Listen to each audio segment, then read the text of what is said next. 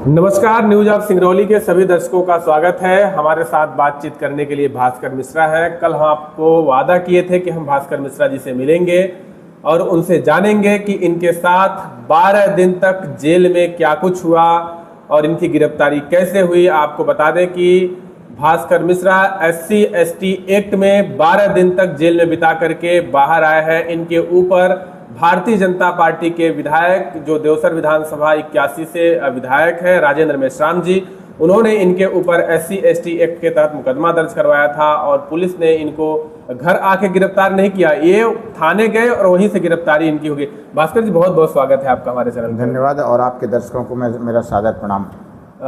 आपकी जब गिरफ्तारी होती है 25 सितंबर लगभग दिन था वो, तो गिरफ्तारी कैसे होती है? आप अचानक थाने चले जाते हैं, तो ऐसी क्या जल्दबाजी थी कि आप थाने पहुंच गए और आपकी गिरफ्तारी हो जाती है? देखिए, मैं भोपाल में था। उसके पहले 24 तारीख को मैं भोपाल से आया हूं। जब मैं भोपाल में था तभी मुझे जानकारी मिल गई थी मेरे विश्वस्त सूत्रों के माध्यम से कि मेरे ऊपर ST/SC एक्ट कायम हो चुका है और जैसे ही मैं सिंगरौली जाऊंगा मुझे गिरफ्तार कर लिया जाएगा। लेकिन जिस व्यक्ति ने मुझे सूचना दी उनका ये स्पष्ट हिदायत थी कि भैया आपको ये बात बोलनी नहीं है कहीं, क्योंकि मैं फंस जाऊंगा। तो उन्हें बचाने के लिए मैंने संभावना व्यक्त की। मैं एक लाइव हुआ और मैंने संभावना व्यक्त किया कि मेरे ऊपर ऐसा ऐसा षड्यंत्र किया जा सकता है ताकि आम जनता को पता हो। लेकिन वास्तविकता ये है कि मुझे जानकारी थी कि ST/SC एक्ट हमारे ऊपर कायम हो गया है और सिंगरौली जाते ही मुझे गिरफ्तार कर लिया जाएगा। अब कुछ लोगों ने मुझे सलाह दिया कि आप सिंगरौली ना जाइए और तरह तरह के कई बातें ऐसी आई कि आप एंटीसिपेटरी बेल लगा लीजिए। मैंने एक क्षण के लिए मुझे भी ऐसा लगा कि मैं भोपाल में हूँ तो भोपाल में ही रुक जाता हूँ, छुट्टियाँ हैं सामने तो मैं फंस सकता हूँ। ये सारी चीज़ें मेरे दिमाग में आई। लेकिन फिर मैंने सोचा कि ST/SC एक्ट तो बनता नहीं है, जो भी जिस वजह से ये लोग लगा रहे हैं, जो आरोप लगा रहे हैं मुझ पर, उसमें ST/SC एक्ट तो नहीं बनता। तो इसका मतलब है कि ये षड्यंत्र है और जानबूझ के लोग मुझे जेल में डाल के और मुझे जेल से डराना चाह रहे हैं। इनका एम जेल में इतने दिनों तक रखने हैं और बल्कि और हो सकता है ज़्यादा तक रखना चाह रहे हों। तो प्रमुख एम था, उद्देश्य था मुझे डराना। तो मैं सोचा अगर मैं यहाँ रुक जाऊँगा, भोपाल में रुक जाऊँगा, फरारी काटूँगा, फिर एंटीसिपेटरी बेल लगाऊँगा, तो ये मेरी कमजोरी प्रदर्शित करती है और मैं कमज़ोर अंदर से नहीं हूँ और ना तो मुझे कमज़ोर दिखना है। और दिखना क्या, जब हूँ नहीं तो दिखूँ क्यों? तो मैंने कहा, मेरे जो साथी थे उन्होंने सुझाव दिया, बहुत फोर्स किया कि आप मत जाइए। मैंने कहा नहीं, मैं तो सिंगरौली जाऊँगा, मैं भागूंगा नहीं। जो मुसीबत आएगी उसका सामना करूँगा लेकिन उससे भागूंगा नहीं। इसलिए मैं वहाँ से आया और 24 को मैं घर पहुँचा। 24 को दिन भर घर से बाहर नहीं निकला। 25 को सुबह जब मैं ब्रश कर रहा था तभी मुझे फ़ोन आया कि एक व्यक्ति का अडानी में एक्सीडेंट हो गया है, वो लोग हमारी हेल्प चाहते हैं। तो मेरी मिसेज ने कहा कि अब आप थके हैं, इतनी दूर से आ रहे हैं और आपके ऊपर उनको भी नहीं पता था कि कायम है, लेकिन मुझे पता था। तो मैंने कहा कि उन्होंने कहा कि आपके ऊपर ऐसी बातें चल रही हैं तो आप मत निकलिए, घर से मत जाइए, कुछ भी हो सकता है। तो मैंने कहा कि मेरे मन में आया कि अगर किसी के मौत से बड़ी तो कुछ, अगर किसी व्यक्ति का कोई परिजन मर जाए, उसकी डेथ हो जाए, वो भी दुर्घटना से अकाल मृत्यु हो जाए, तो उससे बड़ा दुख तो कुछ नहीं हो सकता। मैं सोचा अगर इस दुख में किसी के साथ में नहीं खड़ा हो सकता तो फिर क्या मायना है। और मेरी अंतरात्मा ने ये बिल्कुल गवाह नहीं दिया कि मैं घर पे रुकूं। अंदर से एक आवाज़ आई कि नहीं, मुझे जाना चाहिए। राजेश द्विवेदी जी को मैंने फ़ोन लगाया, मैंने कहा कि ऐसी ऐसी बातें चलना है आपको, चलेंगे? उन्होंने कहा हाँ ये चलते हैं। हम लोग चले गए। फिर इसके बाद जब हम हॉस्पिटल गए तो मुझे जानकारी दी गई कि वो परिजनों को थाने ले जाया गया है। फिर इसके बाद वहाँ से हम थाने चले गए। अच्छा, मेरे मन में ये बात थी कि अरेस्टगी हो सकती थी, लेकिन मुझे ये नहीं पता था कि जो पुलिस से सिंगरौली में इतने बड़े बड़े केस हो जाती है लेकिन इनको जूं तक नहीं रेंकता। जैसे अडानी के कर्मचारियों ने और वहाँ के प्रशासन ने, वहाँ के गार्डों ने वहाँ के महिलाओं को मारा, हाथ पकड़ के मरोड़ा, जबरदस्ती आदिवासी महिलाओं को, वो भी SC/ST हैं, उनको मरोड़ा, लेकिन आज तक उनके तरफ से FIR नहीं ली गई, बल्कि उल्टा उनके ऊपर मुकदमा कायम कर दिया गया। तो मैं सोचा जो पुलिस इतने बड़े बड़े मामलों में बिल्कुल एक्शन नहीं लेती, तो क्या ऐसा थोड़ी ना कि मैं जेल जाऊंगा, थाने जाऊंगा तो तुरंत बैठा लेगी, गिरफ्तार भी करना होगा तो कर लेगी, घर से ले जाएगी। ये सोच के मैं चला गया। लेकिन अच्छा, वहाँ गया, वहाँ जो भी हुआ, परिजनों के साथ मुलाकात हुई, बातचीत जो भी हुई वहाँ पे अतुल दुबे जी भी हमसे मुलाकात हुई। फिर इसके बाद हम चलने वाले थे, जैसे ही निकलने वाले थे हम, क्योंकि लगभग वो मामला शांत हो चुका था, वो लोगों का हमारे पहुंचने से पहले ही बातचीत हो गई, सुलह कर लिए थे। तो मैंने कहा कोई मतलब नहीं है, तो मैं निकलने वाला था। जैसे गाड़ी का गेट खोल रहा था वैसे टीआई साहब की गाड़ी आ गई। तो मैं तो देखिए टीआई वाई से मिलने जाता नहीं, जब तक सामने नहीं पड़ गए तो मैं हाय हेलो भी नहीं करता, मेरा जो स्वभाव है। लेकिन वो था, दूर थे, तो ये जो हमारे साथ में थे आदरणीय राजेश द्विवेदी जी और अतुल जी, उनके तरफ बढ़े। तो फिर वो जब वहाँ तक उनके नज़दीक पहुँच गए, मैं अपनी गाड़ी तक खड़ा रहा, तो उन्होंने मुझे इशारे से बुलाया, टीआई साहब, मतलब पोर्च के नीचे से, और मैं बिल्कुल गेट के पास था, वो पेड़ है जो, जहाँ पे आप लोगों ने देखा होगा मेरी गाड़ी खड़ी थी। तो उन्होंने इशारे से बुलाया, जब उन्होंने इशारे से बुलाया तब मैं गया। उन्होंने बड़ा आसानी से मुझे ले गए, बैठाए, बोले आइए थोड़ा काम है, और बैठाए। फिर इसके बाद बोले अब आपको हम नहीं जाने दे सकते। हमने कहा मतलब, मुझे मजाक लगा, मैंने कहा इसका मतलब क्या? बोले हम आपको कस्टडी में ले रहे हैं। हमने कहा क्यों?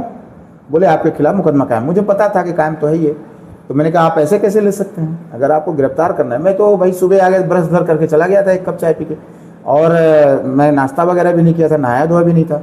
तो मैंने उनसे कहा ठीक है आपको अरेस्ट करना है तो अरेस्ट कर लीजिएगा, लेकिन मैं अभी जा रहा हूँ घर में, मैं नहा धो लेता हूँ, फ्रेश हो लेता हूँ, और पूजा वूजा कर लूँगा, कुछ नाश्ता पानी कर लूँगा, तो आप अरेस्ट कर लेना, मुझे कोई आपत्ति नहीं। घर से आ जाना और चले जाना, या आप कहोगे तो मैं वापस आ जाऊँगा, कोई मैं भागने वाला नहीं हूँ। भागना होता तो मैं वापस क्यों आता भोपाल से, मुझे पता था कि आपने मुकदमा कायम कर रखा है। तो उन्होंने कहा कि अब मैं नहीं जाने दे सकता, नाश्ता की बात है, मैं ही बुलवाता हूँ, ये है वो है, मंगवा देता हूँ। मुझे थोड़ा सा गुस्सा आ गया। मैंने कहा आपके एहसान की आवश्यकता नहीं है, आप अपना नाश्ता अपने पास रखो, ठीक है आप मुझे अरेस्ट कर ले हो तो कोई बात नहीं है। उन्होंने गेस्ट वो कर लिया, मैंने उनका सहयोग किया, क्योंकि मैं कोई दोषी नहीं था, तो मैंने सहयोग किया। तो बिना नोटिस दिए कैसे गिरफ्तारी हो गई आपकी? नोटिस कैसे मिले फिर आपको? कोई नोटिस नहीं दी गई, वहाँ पे हमें अरेस्ट कर लिया गया। फिर घंटे भर बाद रखा गया वहाँ पे। जब अतुल दुबे जी तो साथ में थे, पत्रकार वो साथ में तो वहीं पे थे। थोड़ी देर बाद पत्रकार जी न्यूज़ के पत्रकार अजय दुबे जी भी आ गए, और सचिन दुबे जी भी आ गए, कई लोग थे। उनके सामने नोटिस दी गई है, और वो भी नोटिस किसको दी गई है? श्री राजेश द्विवेदी जी को दी गई। कैसे दी गई मतलब? वहीं पे हाथ में, वहाँ पे लिख के दी गई। जानकारी आ गई व्हाट्सएप पे आप? कुछ कोई व्हाट्सएप पे नहीं, अगर व्हाट्सएप पे होगा तो उनके पास स्क्रीनशॉट होगा। अच्छा, मतलब व्हाट्सएप पे भी नहीं? बिल्कुल नहीं, कहीं नहीं दी गई, लिखित में दी गई। आज तक कोई व्हाट्सएप पे नोटिस नहीं गई। और एक बात और मैं कहना चाहूँगा, अगर मुझे व्हाट्सएप पे नोटिस दी गई तो विधायक को क्यों नहीं दी गई? जो फरियादी थे उनको भी तो व्हाट्सएप पे दी जा सकती थी। आपको व्हाट्सएप पे नोटिस दी गई कि नहीं दी गई? नहीं दी गई, नहीं दी गई। और वहाँ पे नोटिस दी गई हमारे कस्टडी लेने पर, मतलब मेरी गिरफ्तारी के कम से कम घंटे भर बाद। वहीं पे जहाँ मैं बैठा था, एक फोटो एक छोटे से कमरे के, पहले वो ऑफिस में बैठाए थे क्या कहते हैं टीआई साहब, लेकिन जब मैं कुछ लोगों से फ़ोन पे बात करने लगा और ये करने लगा, तो फिर उन्होंने वो, चूँकि वहाँ सीसीटीवी कैमरा लगा हुआ था, और वो कुछ सोचे कि बवाल हो सकता है यहाँ से, तो वो अंदर पीछे एक कमरा था, वहाँ कोई विवेचक कक्ष है शायद, वहाँ पे ले गए। और वहाँ पे कुछ देर तक श्री राजेश दुबे जी, माननीय टीआई साहब, और पत्रकार श्री अतुल द्विवेदी जी और मैं, 4 लोग बैठे थे। एक श्री उदय करिहार जी सब इंस्पेक्टर, ये इतने लोग बैठे थे। फिर इसके बाद वो भी आ गए, अजय दुबे जी भी, वो लोग भी बैठे थे। फिर अतुल जी बाहर निकल गए थे संभवतः, ऐसा करके था।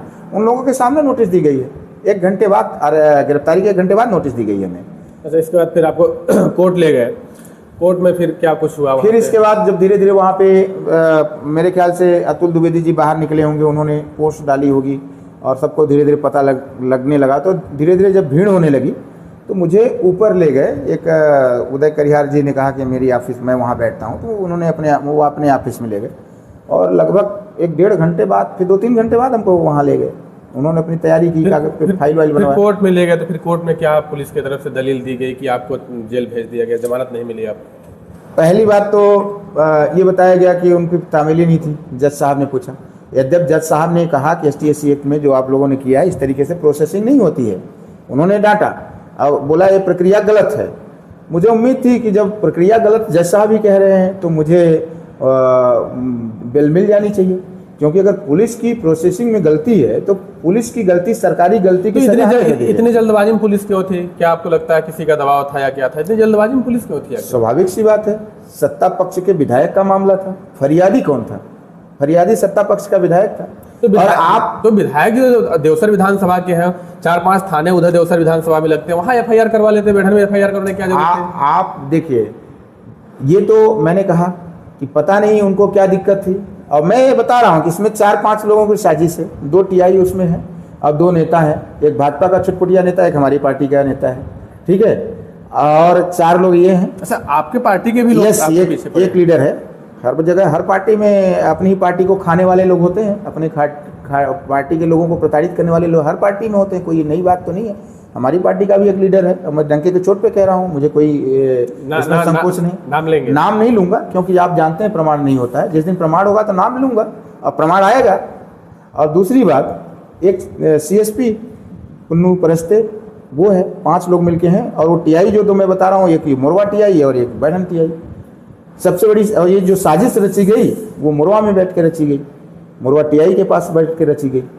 तो मैं ये कह रहा हूँ कि ये टीआई इसीलिए आई। और मुझे तो ये जानकारी है, कुछ लोगों ने ये बताया कि जैसा कि आपने सवाल किया कि देवसर विधानसभा में 4-4 थाने हैं, 2-3 चौकियाँ हैं, लेकिन वहाँ उन्होंने क्यों नहीं कराया? क्योंकि उन लोगों को ये पता था कि आगे चल के क्या होने वाला। उनको पता था कि हाई कोर्ट मामला जा सकता है, सुप्रीम कोर्ट जा सकता है, कोर्ट में भी, यहाँ लोअर कोर्ट में भी हमें उल्टा पड़ सकता है। उन लोगों की हिम्मत नहीं पड़ी। लेकिन यहाँ आप जानते हैं कि दमदार अपने आप को मानने वाले, थोड़ी बिरादरी का भी असर रहता है। जो उच्च वर्ग के कुछ लोग होते हैं, अपने आप को तथाकथित उच्च वर्ग मानते हैं। आप भी उच्च वर्ग से ही आते हैं? हाँ, तो मैं बता रहा हूँ ना, कुछ लोगों को उच्च वर्ग का अहम होता है। मुझे अहम नहीं है उच्च वर्ग का होने का, लेकिन कुछ होने का अहम होता है। उनको लगता है कि मैं ब्राह्मण हूँ, मैं ठाकुर हूँ। आपको नहीं लगता कि मैं ब्राह्मण? इस हिसाब से वो लोग अपनी जो है तो वो करते हैं। आपको नहीं लगता कि उनको लगा कि मैं कुछ भी कर सकता हूँ? आपको नहीं लगता? बिल्कुल नहीं लगता कि मैं ब्राह्मण हूँ। नहीं, ब्राह्मण घर में पैदा हुआ हूं तो ब्राह्मण हूं, इसमें तो मैं झूठ भी बोलूंगा तो नहीं होता। लेकिन मैं जब राजनीति में होता हूं तो कोई बिरादरीवाद नहीं होती। मैं एक लोकतांत्रिक व्यक्ति हूं और समतावादी समाज के अनुसार और भारतीय संविधान के अनुसार। एक सवाल और आता है, एक चीज और मैं कहना चाहता हूं। आप ये एक सवाल आपने किया था जो छूट गया था, उसका जवाब देना कि ये पुलिस को इतनी जल्दी क्या थी। आप सोचिए कि ये कमंडल व्यक्ति, कमंडल का पदाधिकारी अगर चला जाए तो टीआई उसको लग रहा है कि पैरों पर गिर जाएगा, गिड़गिड़ाने लगता है, चरण चुंबक की तरह हो जाता है। फिर आप उसी भाषा का प्रयोग करें उसी तरह से? ये कोई ऐसी भाषा नहीं है, जो सही है वो सही है, इसकी जांच हो जाए। हम कई ऐसे प्रमाण दे देंगे कि टीआई लोग ऐसा करते हैं। जो सत्ताधारी दल के नेता हैं वो सामान्य कार्यकर्ता का चरण चुंबक बन जाते हैं। और खासकर अगर कोई पदाधिकारी है तो जो मंडल कमंडल के पदाधिकारियों को चरण चुंबन करना शुरू कर देते हैं टीआई गण, एसपी करना शुरू कर देता है, सीएसपी करना शुरू कर देता है, तो वो भला विधायक था। जब विधायक फरियादी है तो वो तो लौट पड़ा है। और मैंने जहां तक सुना है तो जब देवसर विधानसभा के कुछ लोगों ने मुझे बताया, देखिए जो सुनी सुनाई बातें उसका प्रमाण नहीं होता है, लेकिन ऐसा भी नहीं होता है कि वो कोरी बातें होती, कहीं से बात तो निकल के आती हैं। तो जो बातें निकल के आई वो सुनने को ये मिल रहा है, जिस तरीके से आप लोगों का सूत्र होता है पत्रकारों का, आपका भी सूत्र है, ऐसे ही मेरे भी सूत्र हैं। तो उन सूत्रों के माध्यम से मुझे जानकारी हुई कि जो देवसर में कहीं जब इनको नहीं लिखा गया, ये आए, चूंकि मैंने बताया कि साजिश कहाँ हुई, मोरवा थाने से, वहां बैठ के वहां से जुड़े कोल माफियाओं से। तो ये विधायक जी ने ये अपना यहाँ पे टीआई साहब को बताया कि भाई मैं ऐसा भास्कर मिश्रा हमको बहुत बोलता है और मेरे खिलाफ मेरा पुतला दहन किया, ये किया वो किया, मुझे पीछे पड़ गया है मेरे, अब मैं क्या करूं।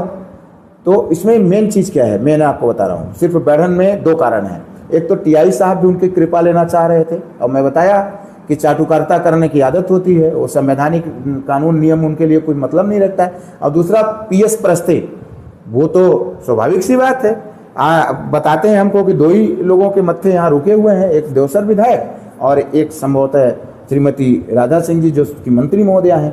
इन दोनों की कृपा से वो यहाँ रुके हुए हैं। तो जिनके कृपा जिनकी मिली हुई, तो उस कृपा के लिए तो कुछ भी कर सकते हैं वो लोग। तो इसलिए जो देवसर विधायक हैं उनको पूरा विश्वास था कि हाँ मेरा काम हो जाएगा, और इन लोगों ने वही अब किया भी।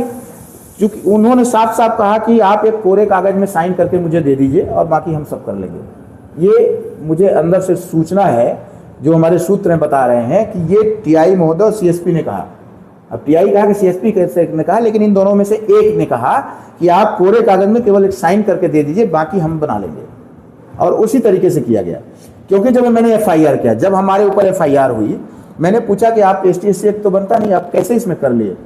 अब लेकिन मुझे मालूम था कि ये लोग किस पॉइंट पे ले जाकर के ST/SC एक्ट लगाएंगे। मुझे जब मेरे को पता चला भोपाल में, तो थोड़ा बहुत कानून का जानकार मैं भी हूँ, तो मुझे मालूम था कि किस पॉइंट पर ले जाएंगे। ये यही कहेंगे कि ये जानते हुए कि मैं इस बिरादरी से हूँ या इस वर्ग से हूँ और फलाना ने मेरे लिए अपमानित शब्द का प्रयोग किया।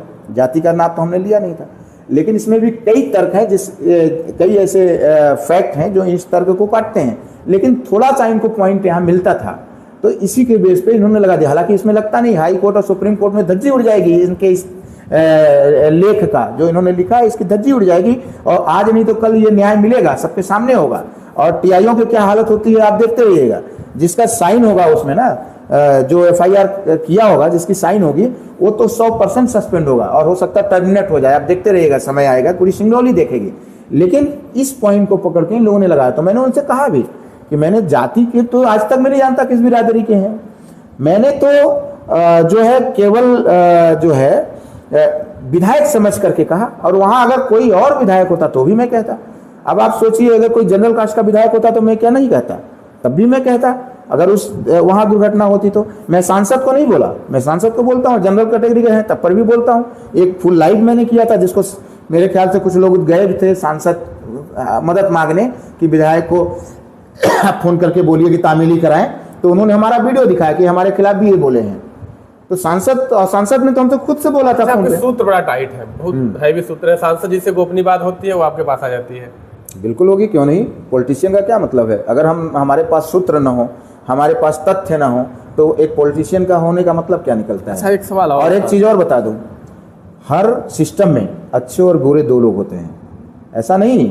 पुलिस विभाग में भी ज़्यादातर अगर बुरे हैं तो कुछ अच्छे लोग भी हैं, और कुछ जो अच्छे लोग, और मैं ये कह सकता हूं कि 90% लोग अच्छे हैं, जो कि ये चाहते हैं, जो हमारे काम को पसंद करते हैं, और खासकर जो छोटे कर्मचारी हैं जिनको प्रताड़ित करते हैं बड़े लोग, बड़े कर्मचारी प्रताड़ित हैं। पुन्नू सिंह परस्ते जो है, वो अपने छोटी मानसिकता के आधार पर, संकुचित मानसिकता के आधार पर कितने लोगों को अपने अधीनस्थ अधिकारियों को, कर्मचारियों को जो है तो प्रताड़ित करता मैं नहीं जानता। मैं जानता हूं, अच्छे से जानता हूं।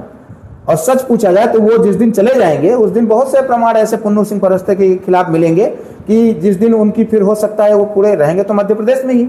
PS परस्ते मध्य प्रदेश में ही न रहेंगे, कहीं ऐसा तो है नहीं कि दूसरे स्टेट में चलेंगे। कोई IPS तो है नहीं, स्टेट पुलिस के अधिकारी हैं, तो वो रहेंगे तो मध्य प्रदेश में। ये डिप्यूटेशन में भी सेंट्रल में नहीं जा सकते, कहीं रहेंगे तो मध्य प्रदेश में रहेंगे। तो आप देखते रहिएगा आने वाले समय में क्या हाल होता है उनका, कितने उनके मामले निकल के आते हैं। जो उन्होंने प्रताड़ित किया है अपने अधीनस्थों को, तो क्या वो शांत हैं? क्या उनको अच्छा लग रहा होगा? ऐसा नहीं है। और मैं ये कहना चाहता हूं कि PS परस्ते के संकुचित मानसिकता की वजह से ही मेरे ऊपर ST/SC लगा। और दुर्भाग्य की बात एक और है कि मैं तो नहीं जानता, लेकिन लोग बताते हैं कि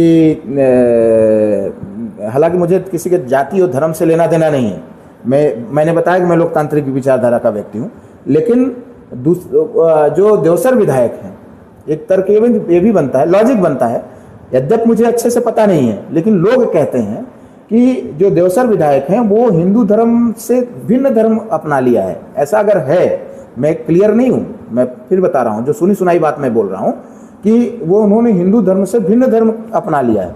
अब कौन सा धर्म अपनाया मैं नहीं जानता, तो मुझे लगता है दूसरे धर्म में, अगर ईसाई धर्म उन्होंने अपनाया होगा तो ईसाई धर्म में भी बिरादरी, मुझे नहीं लगता, जो मेरी जानकारी जहाँ तक, उसमें कोई बिरादरी नहीं होती है।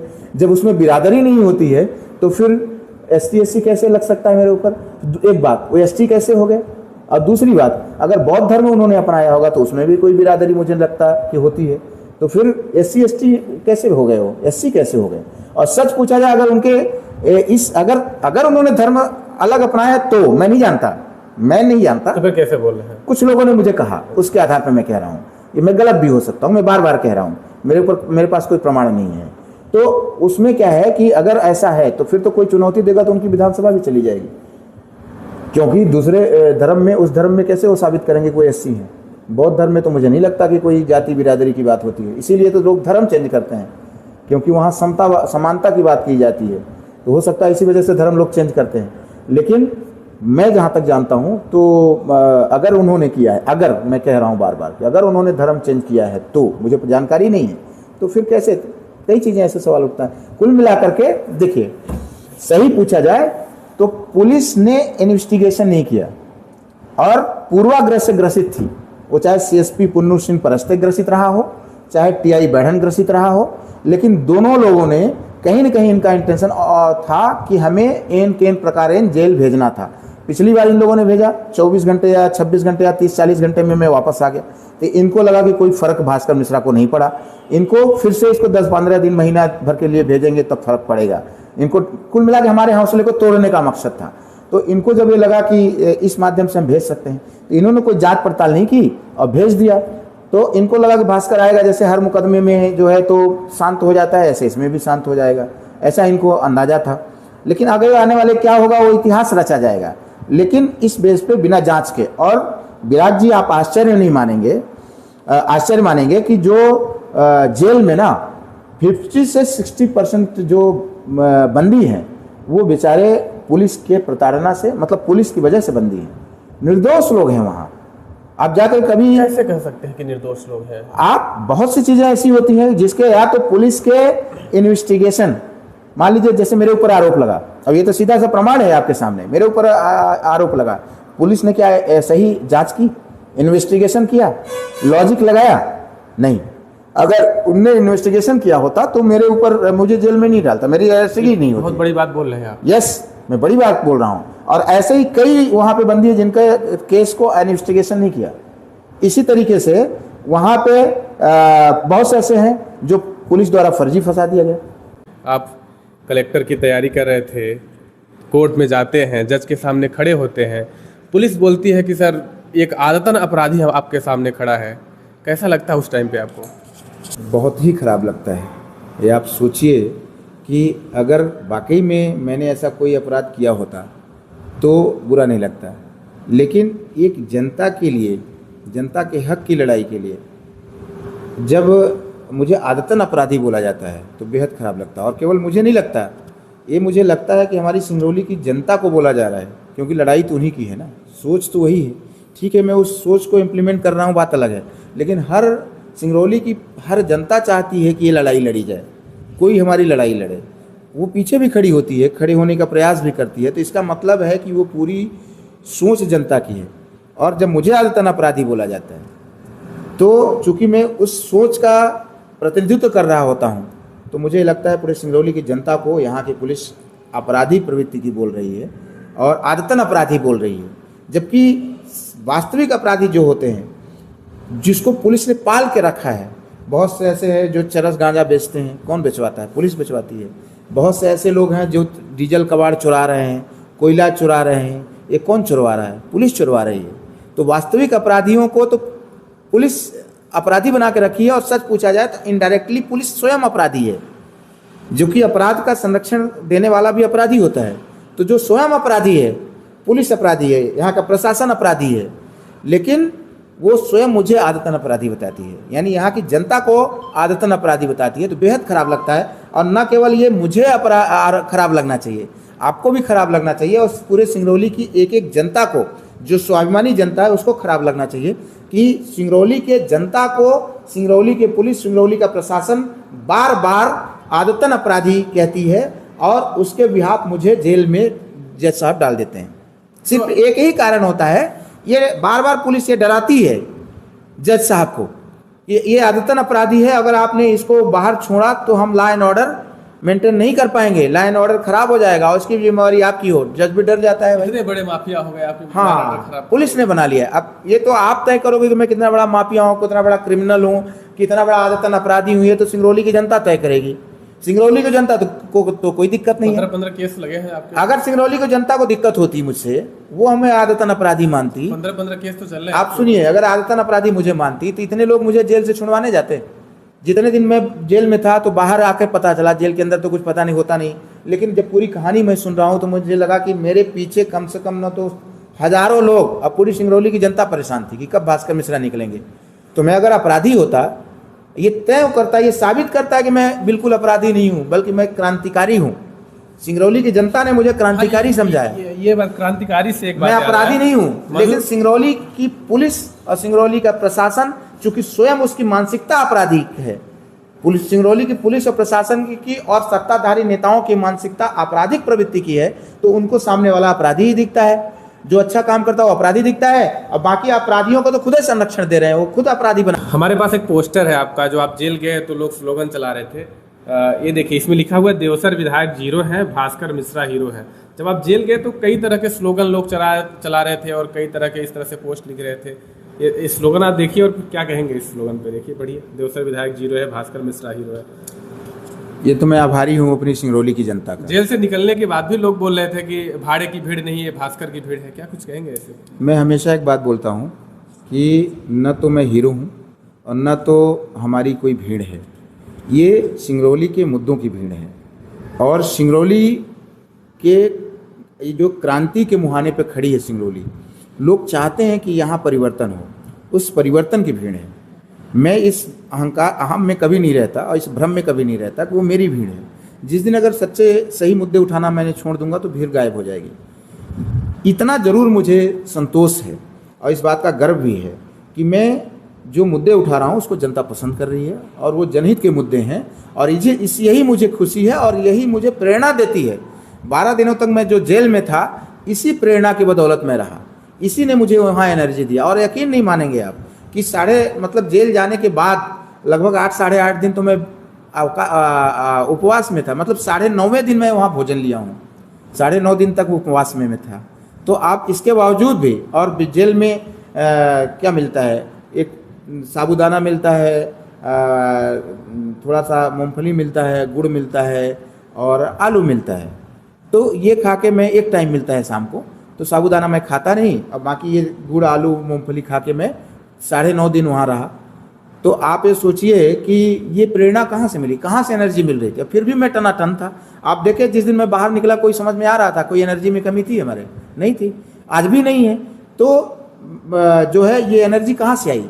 इसी से आई, जो सिंगरौली के जनता के मुद्दों को मैं उठाने में सफल हो पा रहा हूँ, उठा पा रहा हूँ, और जो जनता का आशीर्वाद हमें मिल रहा है, जो सहयोग मिल रहा है, वही एनर्जी जो है हमें आगे लड़ने की प्रेरणा दे रही है। और मुझे ये पूरा विश्वास है सिंगरौली अब एक नए इतिहास को रचने के कगार पे खड़ी है, और निश्चित रूप से आमूल चूल परिवर्तन सिंगरौली में होना तय है, और वो बहुत जल्दी होगा। आप देखते रहिएगा। बस आपके माध्यम से मैं सिंगरौली की जनता से निवेदन कर रहा हूँ कि अपना आशीर्वाद और सहयोग ऐसे ही बनाए रखें। खुद महसूस करेगा, और महसूस करता होगा अगर उसके पास जरा भी सेंस है। अच्छा, इतनी असभ्य भाषा करता होगा क्यों बोलते हैं? देखिए, इसका कारण है, आज मैं विपक्ष में हूँ, ठीक है, एक राजनीतिक व्यक्ति होने का मैं दावा करता हूँ, और विपक्ष में रहते हुए, राजनीति में रहते हुए, राजनीतिक व्यक्ति का होने का दावा करते हुए भी अगर थोड़ा बहुत लोग मुझे सम्मान कर रहे हैं, तो इसकी वजह क्या है? क्योंकि मैं अपने कर्तव्यों का पालन कहीं कहीं कर रहा हूँ, थोड़ा बहुत ही सही, इतनी हमारे पास क्षमता है, मैं कर रहा हूँ। लोगों को मुझ में ईमानदारी दिख रही है तो मैं कर रहा हूँ, तो लोग मुझे थोड़ा बहुत सम्मान दे रहे हैं। लेकिन विधायक के हाथ में सत्ता है, वो चाहे तो बहुत ज़्यादा बहुत परिवर्तन कर सकता है। केवल मैं देवसर विधायक की बात नहीं कर रहा हूँ, मैं सारे विधायकों की बात कर रहा हूँ। सारे विधायक हों, सांसद जो है, तो जो सीधी सांसद हैं, मंत्री हैं, इनके हाथ में सरकार है, सत्ता है। जब इनको लोगों ने वोट किया होगा तो बड़ी आशा भरी निगाहों से किया होगा, उनको लगा होगा। और खासकर जो देवसर विधानसभा क्षेत्र है, उसमें बहुत से लोग ऐसे हैं कि जिनकी बहुत दयनीय स्थिति है, क्योंकि वो रिजर्व कैटेगरी का विधानसभा है। और रिजर्व कैटेगरी क्यों बनाया गया? रिजर्व कैटेगरी क्यों बनाया गया है उसको? क्योंकि वो विशेष लोग वहाँ हैं, और वो विशेष लोगों को बाहर निकाला जा सके उस विशेष परिस्थिति से, इसलिए उसको विशेष आरक्षण दिया गया है, और उसके वो विधायक हैं। तो उनकी, वहाँ के लोगों की अपेक्षा बहुत ज़्यादा है उस विधायक से, और उसकी ड्यूटी बहुत ज़्यादा है। लेकिन सच पूछा जाए तो वो अपनी ड्यूटी में, अगर आज कोई हमसे बोले तो 0 नंबर मैं दूंगा, और जो विधायक 0 नंबर पे है उसको मैं आप क्यों कहूँ, बताइए। और वैसे भी विधायक जो है उभयलिंगी शब्द है, उसमें इस तरीके की भाषा का प्रयोग करने में कोई दिक्कत नहीं। जैसे राजा होता है तो मैं बोलूँगा यहाँ का एक ऐसा राजा था, तो राजा पद है, समझ रहे हैं। तो मैं किसी व्यक्ति, अगर मैं ये बोलूँगा कि राजन मिश्राम जी, तो जब उनका नाम लूँगा तो राजन मिश्राम बोलूँगा कि राजन मिश्राम जी ऐसे हैं वैसे हैं, या रामनिवास जी ऐसे हैं वैसे हैं, राजेश मिश्रा जी ऐसे हैं वैसे हैं, तो मैं उनका सम्मान से नाम लूँगा। लेकिन जब विधायक की बात कर रहा हूँ तो विधायक एक न्यूट्रल जेंडर है, और न्यूट्रल जेंडर को इस तरीके का भाषा का प्रयोग किया जाता है। मुख्यमंत्री को कहते हैं हमारे देश का प्रधानमंत्री ऐसा कर रहा है, हमारे देश का प्रदेश का मुख्यमंत्री ऐसा कर रहा है, तो ऐसा नहीं है, ये भाषा गलत नहीं है, ये सही भाषा है, न्यूट्रल जेंडर है, चलता है। इस बार जो गिरफ्तारी हुई आपको, तो स्वाभाविक सी बात है, सबको पता है कि फर्जी SC/ST एक्ट का मामला था, तो इसका मेन दोषी आप किसको मानते हैं, पुलिस या विधायक या किसको, क्या कहेंगे? इसमें मेन दोषी तो देखिए विधायक ही है, क्योंकि देखिए ऐसा है, मेन दोषी क्यों है मैं ये बता रहा हूँ, थोड़ा सा समय लगेगा, आप सुनिएगा। जो ST/SC एक्ट है वो लाया क्यों गया, उसका उद्देश्य क्या था? उसका उद्देश्य था कि जो कमज़ोर हैं, दलित हैं वर्ग से लोग आते हैं, पिछड़ों से आते हैं, पिछड़े नहीं दलित वर्ग से, SC/ST वर्ग से जो लोग आते हैं, उनको संरक्षण और सुरक्षा देना था। लेकिन कमज़ोर जो है उसमें, विधायक कमज़ोर तो नहीं हो सकता, आप भी जानते हैं, पूरी दुनिया जानते हैं भाई। और भी सत्ताधारी विधायक अपने जिले में, अपने विधानसभा क्षेत्र में उससे मजबूत तो कोई होता भी नहीं, कलेक्टर भी नहीं होता, और भी सत्ताधारी विधायक। तो वो अगर मान लीजिए मैंने ऐसा कुछ भी कहा तो भी इस एक्ट का उपयोग उसको नहीं करना चाहिए था। और यहाँ तो विधायक सीधे सीधे हथियार बन गया, कोल माफियाओं का, पुलिस का, CSP का, जो लोग मुझसे खौफ खाते हैं, जिनकी वजह से जनता को शोषित, मेरी वजह से जनता को जब शोषित नहीं कर पाते हो, शोषण, उनके शोषण के विरुद्ध में खड़ा हो जाता हूँ, कई बार ऐसा हुआ है। तो वो जो खार खाए हुए, उनका मन जो मेरे से व्यथित था, और जो मुझे उस अपने व्यथित मन के प्रति जो मुझे वो दंड देना चाहते थे, उस दंड का हथियार कौन बन गया? वो विधायक बन गया। इसलिए सबसे बड़ा दोषी विधायक है, और कहते हैं पढ़ा लिखा भी है। लेकिन एक बात मैं कहना चाहता हूँ कि जो छोटी मानसिकता का व्यक्ति होता है, उसको किसी भी बड़े पद पे आप पहुँचा दो, लेकिन वो उसकी मानसिकता तो वही रहेगी। इसलिए दरअसल विधायक मूल रूप से दोषी है, और इसके बाद धीरे धीरे तो TI भी दोषी है, CSP भी दोषी है, और जो कोल माफिया मौके के तलाश में सब है। लेकिन सच, आप SC/ST एक्ट के आरोप में जेल में थे, देवसर विधायक ने आपके ऊपर आरोप लगाया, और 12 दिन तक आप जेल में रहे, और उसी बीच में सुनने में आया कि आपकी बेटी का जन्मदिन भी था, और बड़ी तैयारियां थी जन्मदिन को लेकर पहले से ही, क्या कुछ कहेंगे?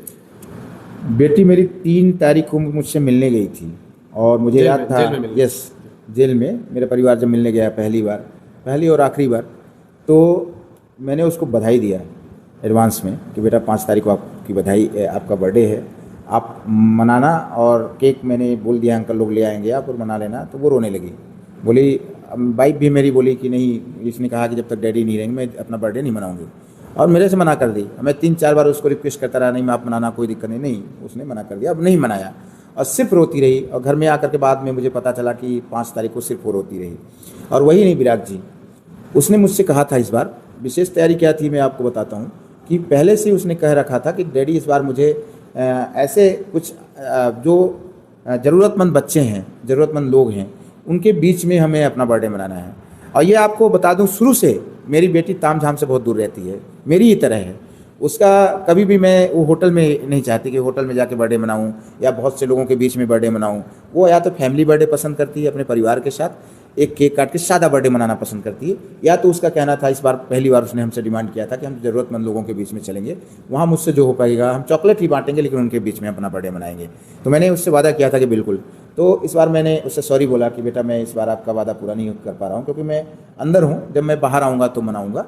और दूसरा सबसे बड़ा नुकसान ये हुआ कि मेरे उसी बीच में हाफ ईयरली एग्जाम चल रहे थे, और मेरी बेटा को तो देखिए छोटा है, अभी उतना फ़र्क नहीं पड़ा, लेकिन मेरी बेटी का पेपर ख़राब हो गया। इस तरीके से कह लीजिए कि इन पुलिस वालों ने जो अपराध किया है, वो मेरे साथ तो जो किया है, लेकिन मेरे परिवार के साथ किया है, मुझसे ज़्यादा मेरे परिवार के साथ किया है। मेरी बेटी का कैरियर ख़राब करने का कोशिश। आपके परिवार के ऊपर उसमें क्या बीत रहा था जब आप जेल में थे? जिस पे बीतती है वही बता सकता है। और मैं तो आपको कहूँगा कि आप मेरे साथ साथ एक दिन मेरे बच्चों का और मेरी वाइफ का इंटरव्यू लीजिए, तब आपको दर्द महसूस होगा। अब मैं उनकी पीड़ा मैं खुद कैसे बता सकता हूँ, महसूस कर सकता हूँ। और मैंने जो महसूस किया है, बेहद दर्दनाक स्थिति थी, क्योंकि हम लोग एक सभ्य परिवार से हैं और संस्कारित परिवार से हैं, लोअर मिडिल क्लास फैमिली के परिवार से मैं भी हूँ, मेरी वाइफ भी हैं।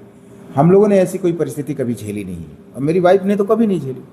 हम लोग कोई चोर उचक्के तो हैं नहीं कि आदतन हों, जिस तरीके से पुलिस आदतन अपराधी हमें बता दी रही है, तो हम तो इस तरीके के आदतन है नहीं। हम लोग सामान्य लोग हैं, और सामान्य लोगों को जब ये बड़े लोग दर्द देते हैं ना तो बेहद दर्द होता है, बेहद तकलीफ होती है।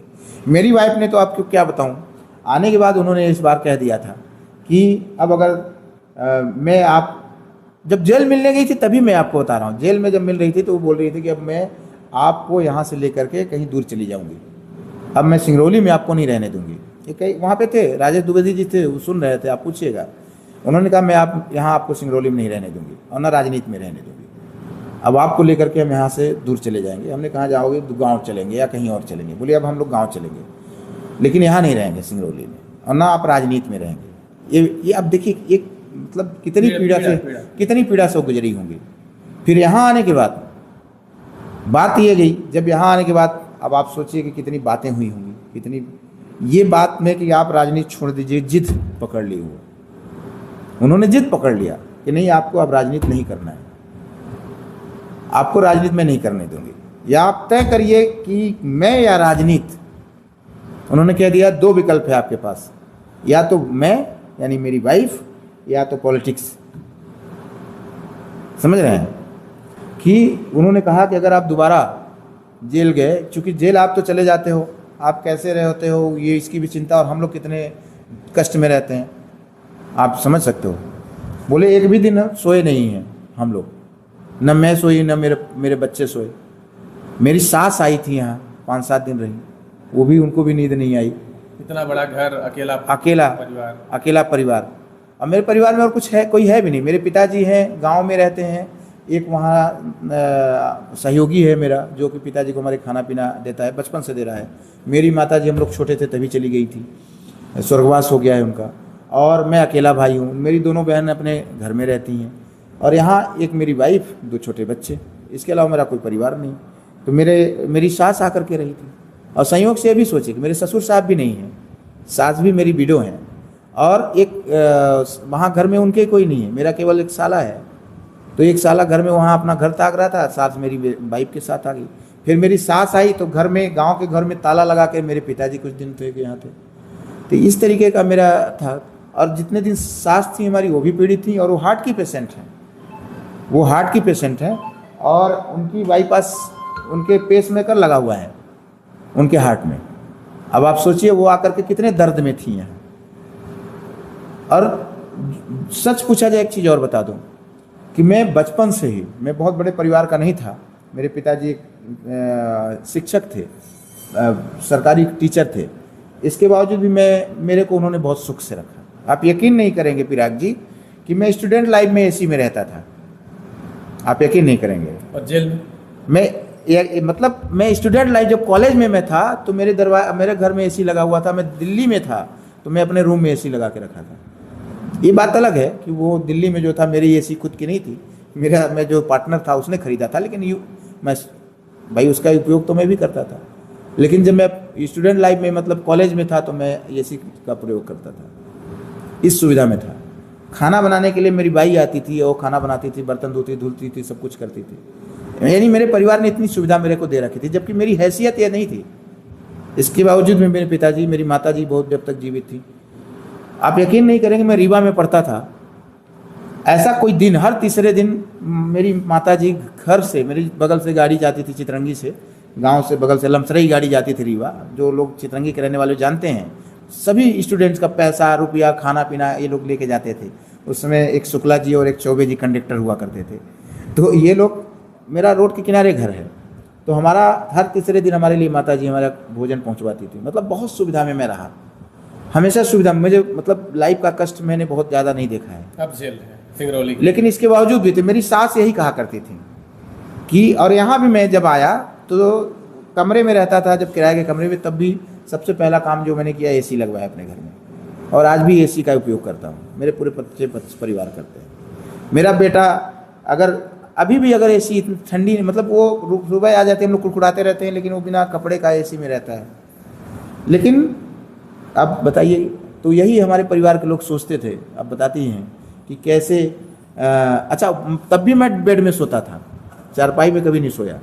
घर में भी, वहाँ भी डल्लब के गद्दे में सोता था। जेल में सोने के लिए क्या व्यवस्था? कंबल जमीन में, और वहाँ इतना चौड़ा केवल आपका बेड होता है, पंखा अब आप सोचिए एक कमरे में 60-60 64 लोग रहते हैं। एक कमरे में कितने लोग आप लोग थे? 64 लोग, एक कमरे में 64 से लेकर 60 तक, क्योंकि कुछ आते जाते हैं। साइज कितना लगभग कमरे का रहा होगा? अब साइज जितना था तो मैं ये नहीं जान, लगभग अब उसका अंदाज़ा नहीं है मुझे, लेकिन साइज जितना था ये समझ लीजिए कि 65 लोग हम लोग एक से दूसरे का बिस्तर मतलब सटा रहता था, ऐसा लगता था एक दूसरे से लदे हैं, और कई लोग ऐसे बीच में सोते थे ऐसे लंबा लंबा, बाकी ऐसे किनारे से ऐसे चारों तरफ रूम के, और बहुत से लोग बीच में सोते थे क्योंकि चारों तरफ पूछता नहीं था। और सच्चाई ये है कि यहाँ ओवर बर्डन है इस जेल में। मध्य प्रदेश में सबसे ज़्यादा कैदी इसी जेल में है, और क्षमता से ज़्यादा कैदी। लगभग सुनने में 300 की क्षमता है, 600 के लगभग कैदी है। हाँ, 550 कैदी, 550 पौने 600 हैं, महिला कैदी भी छोड़ लेकर के। तो ओवर से बहुत ज़्यादा मतलब ओवर बर्डन है यहाँ पे। और ये भी आप समझ लीजिए कि विधायक भी गए थे, एक भारतीय जनता पार्टी के नेता वहाँ पे थे, अभी उनकी भी जमानत हो गई उनके बाद बेल हो गई, तो उनसे मिलने अंदर यहाँ के विधायक गए थे जेल के अंदर, और संभवतः दोनों विधायक गए थे, देवसर विधायक और यहाँ के विधायक भी। और हो सकता है चूँकि चितरंगी विधायक की राधा सिंह के बहुत खास व्यक्ति थे तो वो भी गई रही होंगी, लेकिन उनको इतना समझ में नहीं आया कि यहाँ कैदी कैसे रहते। उन्होंने अपने अंदर वो बैरक तक गए थे, सुनने में आया जहाँ वो बैरक में थे वहाँ तक गए थे, मतलब जो सेल होता है सेल में गए, वहाँ बैठे मिले, लेकिन किसी और कैदी से नहीं मिले, किसी और कैदी का दर्द नहीं सुनने का प्रयास किया उन्होंने। कितनी संवेदन वो लोग तो यहाँ कितने असंवेदन हैं। आप यही कह रहे हैं ना कि आप उनके प्रति सम्मान क्यों नहीं रखते विधायकों के प्रति। मैं कैसे रखूं सम्मान? तो दिल से आता है ना, कैसे सम्मान रखूं मैं, आप बताइए। मेरे क्या किसी के मन में कैसे सम्मान आएगा ऐसे विधायकों के प्रति? जो आप बताइए वहीं पे गया विधायक लोग वहीं पे गए, अपने नेता से मिल के चले आए, लेकिन वहाँ के कैदी लोग मुझे खुद बता रहे थे एक कैदी से नहीं पूछा, आखिर वो ठीक है कैदी है, वहाँ बंदी हैं, जैसे हमने कहा 50% लोग वहाँ पे दोषी मतलब कि निर्दोष लोग हैं, और सब युवा हैं जिनका जीवन बर्बाद हो रहा है, इस पुलिस के वजह से बर्बाद हो रहा है, इस पुलिस की कमी की वजह से बर्बाद हो रहा है। एक बार आप पूछते तो उनसे, यही देख लेते हैं, कम से कम वहाँ बैठे होंगे आप सेल में तो देखे होंगे ना कि एक तरीके से कितने कैदी यहाँ लेटे हुए हैं या बैठे हुए, इनका बिस्तर तो कंटिन्यू लगा रहता है ना, तो आपको समझ में आ जाता कि कैसे ओवरबर्डन बिल्कुल एक के ऊपर एक ऐसे सटे हुए हैं कैदी, चढ़े हैं एक के पे दूसरे, ठंडी हो गर्मी हो, हाँ ठंडी गर्मी सब में ऐसे ऐसे सटे हुए हैं। एक बिल्कुल कह लीजिए कि चींटी निकलने का जगह नहीं होता है। वैसे भी आपको बता रहा हूँ कि इतना चौड़ा, मतलब मुझे लगता है 1.5 या 2 फीट ऐसे रहता है, मतलब एक टेबल के बराबर आपका बेड रहता है, उतने में आपको सोना होता है, उतने कंबल आपको रहता है, एक कंबल मिलता है, और उसी कंबल को क्या है कि आप उसको फोल्ड करके टेबल के बराबर आप मोड़ लीजिए, फिर एक पट्टी मिलती है वाइट कलर की, उसके ऊपर बिछाने के लिए मिलता है, एक वाइट कलर का चादर ओढ़ने के लिए मिलता है, हाँ समझ रहे हैं। और उसी जो कंबल होता है तो कुछ लोग उसको पीछे से यहाँ ऊपर से ऐसे मोड़ के तकिया बना लेते हैं, यानी कंबल आधा रहता है, तो इस तरीके का रहता है वहाँ पे सिस्टम। जेल में हमने देखा है बहुत सारे वीडियो आते हैं कि नेताओं को एकदम वीआईपी ट्रीटमेंट मिलता है, एसी लगा रहता है, टीवी रहती है। जेल में क्या कुछ मिला आपको? कहाँ देखा आपने? हम एक दिल्ली की घटना थी, कोई मंत्री जी थे जेल में गए थे तो एसी उसी लगा था बढ़िया, वहाँ पे टीवी थी उनके। देखिए दिल्ली के जेल की बात तो मैं नहीं कर सकता, अब हो सकता है बड़ा नेता बन जाऊं तो वहाँ जाने का अवसर मिले। जेल में अगर जेलर, यहाँ के जेल की बात मैं कर रहा हूँ, तो अगर जेलर चाहे भी तो भी कोई वीआईपी ट्रीटमेंट नहीं दे सकता, क्योंकि वहाँ 12-13 सेल हैं और सेल बड़े बड़े हैं, है ना, कैदी 650 हैं, तो अगर वो चाहे अब क्या ट्रीटमेंट देंगे, मान लीजिए कि एक हमको अलग से कमरा दे देंगे तो कैसे देंगे, पाएंगे कहाँ, है ही नहीं है वहाँ पे, सेल में ही रखेंगे ना, सेल के बाहर रख तो कोई रखेगा नहीं कि भाई कैसे रखेगा सेल के बाहर, तो सेल के बाहर रखने के लिए जब सेल खाली कराना पड़ेगा तो बाकी 60 कैदी कहाँ जाएंगे एक सेल खाली कराने के लिए, 60-60 पैसे तो नहीं कर सकते। दूसरी बात कि खाना भी बाहर का जा नहीं सकता, सीसीटीवी कैमरे लगे हुए हैं तो वहाँ भी नहीं जा सकता। कुल मिला के चाह के भी अगर कैदी चाहे ना तो कोई वीआईपी ट्रीटमेंट नहीं मिल सकता वहाँ पे। और अच्छा एक चीज़ आपने बहुत अच्छा, आप ये समझ लीजिए, मैंने वहाँ बहुत से नोट्स हमने लिखे हैं, वहाँ पे मैं लिख के लाया हूँ, वो आप लोगों को दिखाऊंगा और बुक छपवाऊंगा मैं, कि असली जो आपने संविधान में पढ़ा है ना, धर्मनिरपेक्ष समाजवादी गणतंत्र स्थापित करने के लिए हम कृत संकल्पित हैं, तो सही पूछा जाए तो जेल में ही धर्मनिरपेक्ष फुल समाजवाद आपको देखना मिलता है, सब बराबर। हाँ, अगर आप देखना असली लोकतंत्र वहाँ आपको देखना है और असली समाजवाद आपको देखना है तो आपको जेल में देखने को मिलेगा। वहाँ पे सारे लोग जमीन में लेटते हैं, चाहे बड़ा हो या छोटा। कई तो अधिकारी कर्मचारी करप्शन में गए हैं, कई बैंक मैनेजर हैं, कई ये हैं, वो सब वहीं जिनको सजा हुई, कई पटवारी हैं, कई आरआई हैं, सब वही काम कर रहे हैं। तो सबको आप देखेंगे एक तरीके से जेल में सभी लेटते हैं। सबको अपनी थाली ले धोना पड़ता है, अपनी थाली धो करके रखना पड़ता है, अपने लिए पानी उठाना पड़ता है, लेना पड़ता है।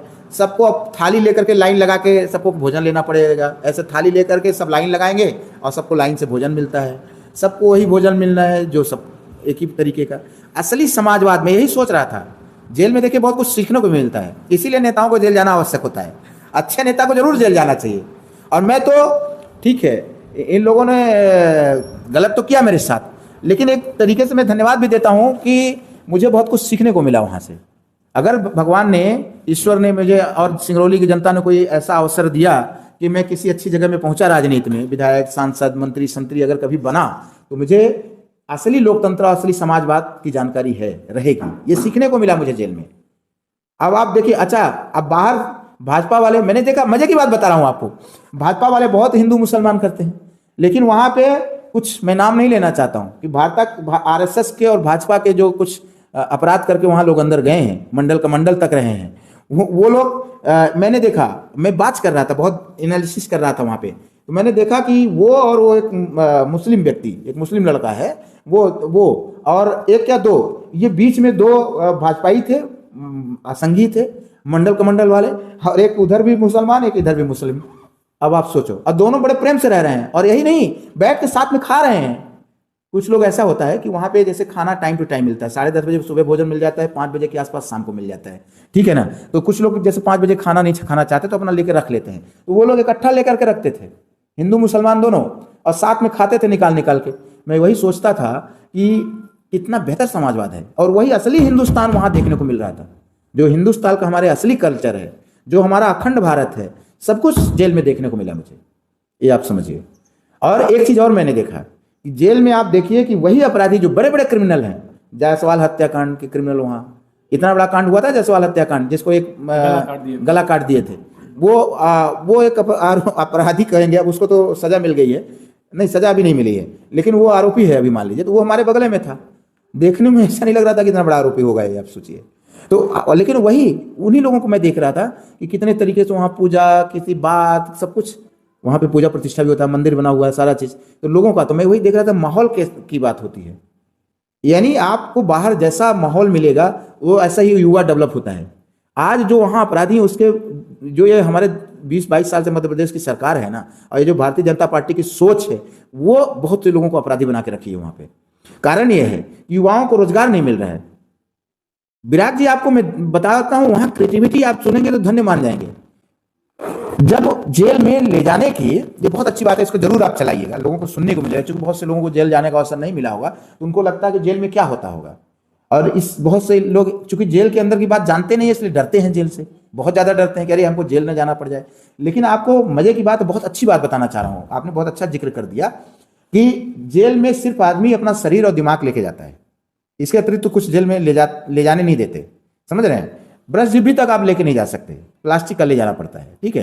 तौलिया भी विशेष प्रकार की ले जानी पड़ती है। लेकिन आप देखेंगे कि सिर्फ व्यक्ति दिमाग लेकर के गया है, और वही जिसको पुलिस ने क्रिमिनल बनाया, जो समाज की नजर में क्रिमिनल बना है, वाकई में क्रिमिनल होते हैं, तो अब उनको कैसे कर सकते हैं? जिन्होंने अपराध किया है उसको हम निरपराध तो नहीं कर सकते, लेकिन वही अपराधी उसी दिमाग का, जो जिस दिमाग का उपयोग बाहर वो अपराध के लिए करता था, उसी दिमाग का उपयोग जेल में क्रिएटिविटी के लिए कर रहा है। मैं अगर आपको ये बताऊंगा तो आप दंग रह जाएंगे। आप सुनिएगा, मनोरंजन का क्या साधन है जेल में? कुछ नहीं।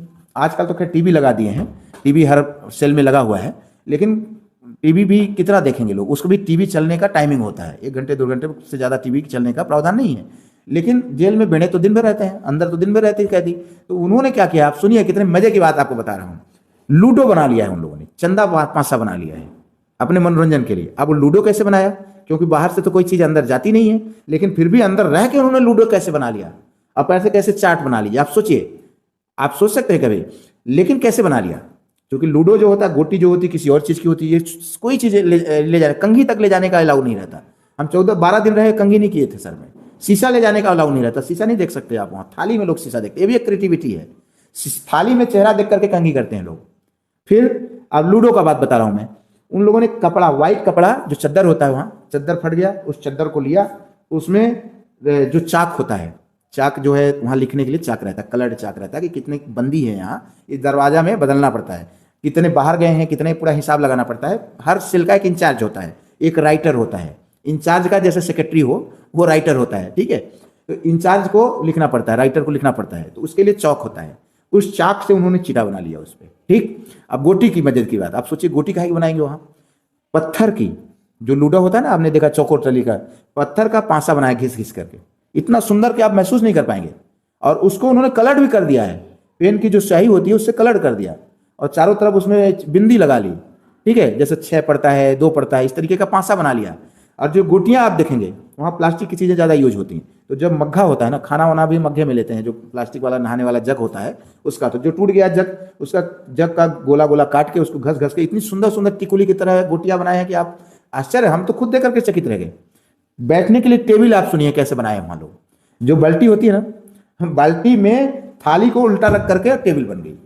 बाल्टी है, बाल्टी में उसने अपना सामान रख लिया, हर व्यक्ति का अपना एक बाल्टी रखता है अपने यूज के लिए, उसमें बाल्टी में अपना सामान रख लिया, उसका बॉक्स हो गया, अलमारी बॉक्स कुछ भी आप कह लीजिए, और उसके ऊपर थाली रख दिया, वो उसकी टेबल हो गई, और टेबल पे बैठ रहा है अपना। और यही नहीं, उस टेबल पर जो कर्मचारी जेल प्रहरी वगैरह भी वो भी बैठ रहे हैं। ऐसी कई क्रिएटिविटी देखने को हमको मिली वहां पे। आप जब जेल में थे तो एक घटना घटती है, अनुज दुबे उर्फ पेशी गुरु करके थे, वो उनकी लाश आती है, कुछ लोग बोलते हैं कि जेल में उनके साथ मारपीट हुई, वहाँ पे उनकी मौत हो जाती है या हॉस्पिटल में होती है, मुझे बहुत जानकारी नहीं है कि उनकी मौत कैसे हुई। क्या जेल में मारपीट होती है, क्या कुछ होता है वहाँ पे, कैसा, क्या आपने क्या देखा वहाँ पे? मैं तो 12 दिन रहा, तो ऐसा कुछ भी देखने को मेरे को नहीं मिला। और जिनकी बात कर रहे हैं मैं पेशी गुरु की, वो सुबह मंदिर में मिले हुए थे, और तब तक मैं नहीं ये पहचानता था उनको, लेकिन वो मेरे को पहचानते थे, वो प्रणाम करते थे जब भी मिलते थे, तो मैं जानता था कि भाई अपने बीच के ही होंगे। तो वो सुबह लगभग 9-10 बजे के आसपास आरती होती है वहाँ, तो वहाँ मिले हुए थे, और उसके बाद गए। हालांकि मेरा बैरक अलग था, उनका दोनों का सेल अलग अलग था, तो लेकिन वहाँ पे जो सेल में थे तो हमारे से परिचित लोग थे, सब मिलते थे और आपस में जुड़े हुए थे। उन लोगों ने ये बताया कि वो नहाने के लिए घुसे। अब लेकिन एक चीज़ और उन्होंने बताया कि उनके शरीर पे वो नंगे थे।